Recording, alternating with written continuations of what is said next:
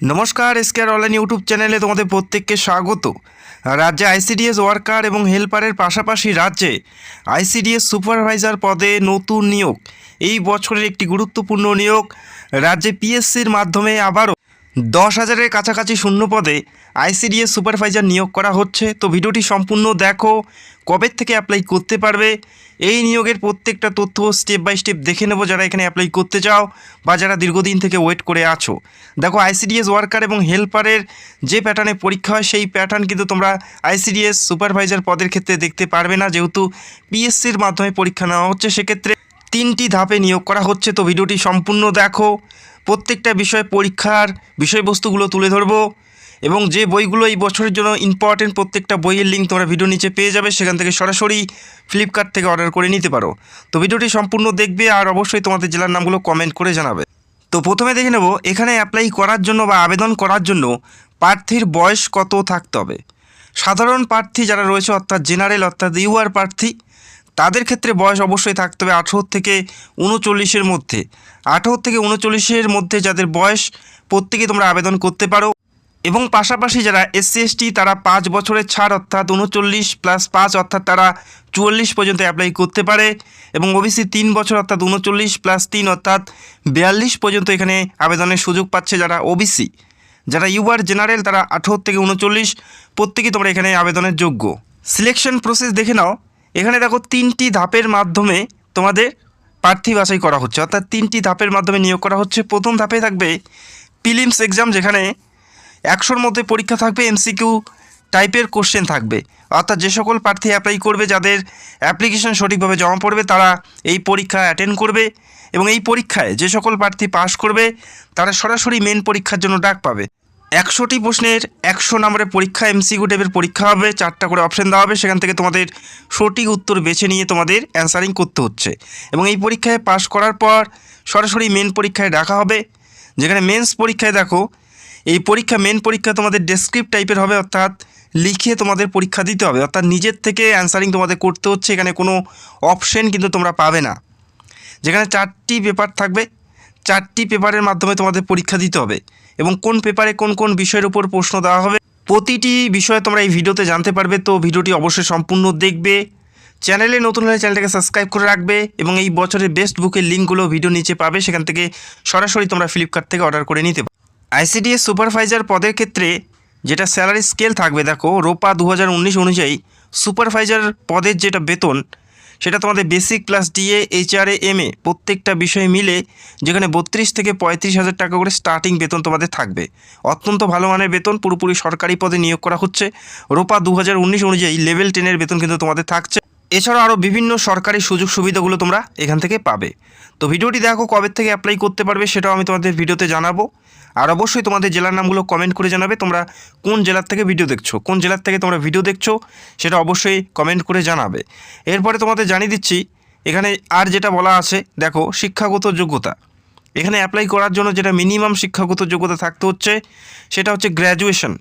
যে কোনো স্বীকৃতিপ্রাপ্ত বিশ্ববিদ্যালয় থেকে গ্র্যাজুয়েশন থাকলেই তোমরা এখানে আবেদন করতে পারো। কোনো পার্সেন্টেজের ব্যাপার নেই, বা যে কোনো সাবজেক্ট নিয়ে গ্র্যাজুয়েশন কমপ্লিট করলেই তোমরা আবেদন করতে পারো, বা গ্র্যাজুয়েশনের সমতুল্য অন্য কোনো ডিগ্রি থাকলেও তোমরা এই পদে অ্যাপ্লাই করতে পারবে। আর অবশ্যই মাথায় রাখবে, বাংলায় লিখতে পড়তে বলতে জানতে হবে। বাংলায় বলতে পড়তে লিখতে জানতে হবে এখানে আবেদন করার জন্য। এবং এখানে সিলেক্টেড হওয়ার জন্য অবশ্যই এটা জরুরি, বাংলা বলতে পড়তে লিখতে জানতে হবে।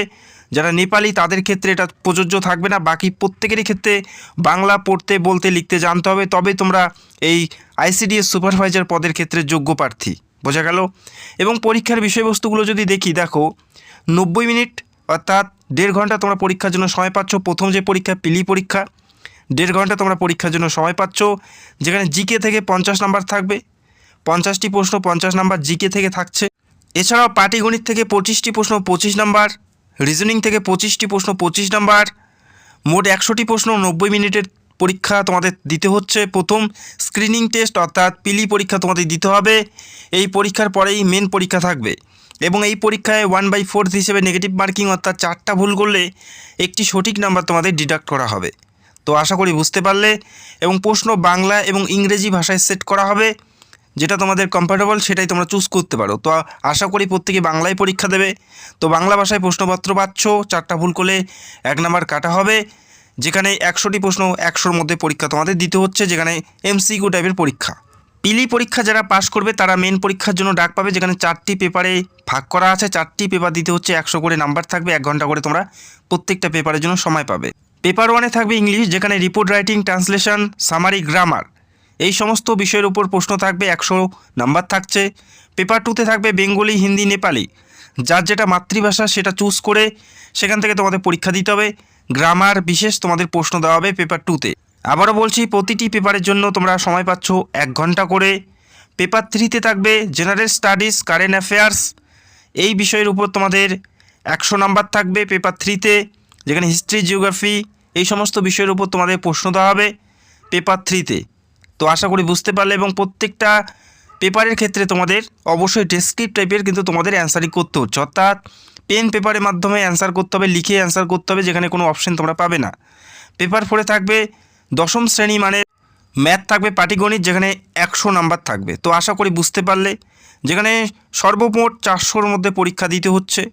400-র মধ্যে যে সকল প্রার্থী পাশ করবে তারা ইন্টারভিউর জন্য ডাক পাবে, এবং ইন্টারভিউ থাকবে 50-এর মধ্যে। এবং সর্বশেষ চূড়ান্ত তালিকা প্রকাশিত হবে 400 পরীক্ষা এবং 50 নাম্বারের ইন্টারভিউ, অর্থাৎ 450 নাম্বারের মেরিট প্রকাশিত হবে। যে সকল প্রার্থী সবার আগে এগিয়ে থাকবে, ভালো নাম্বার ভালো ফল করবে, তারাই কিন্তু এখানে সুযোগ পাবে। তো আশা করি বুঝতে পারলে। আমি খুব তাড়াতাড়ি পরীক্ষার পুরো সিলেবাস নিয়ে ভিডিও করব, যাতে তোমরা সহজেই বুঝে তোমরা প্রিপারেশনটা স্টার্ট করে দিতে পারো।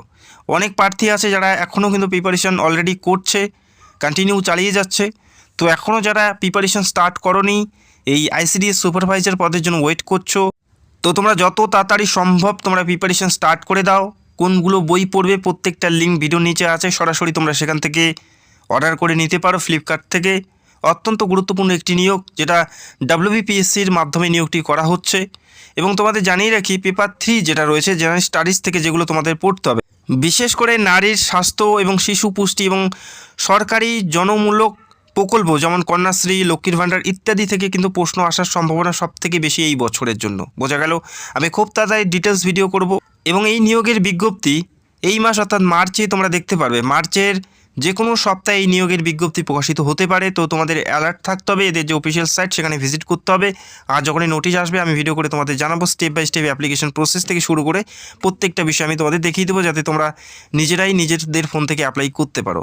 আর এই যে পরীক্ষা, এই পরীক্ষার প্রত্যেকটা বিষয়ের ডিটেলস সিলেবাস নিয়ে আলোচনা করবো, যাতে তোমরা ভালো প্রিপারেশন করে পরীক্ষাটা বসতে পারো।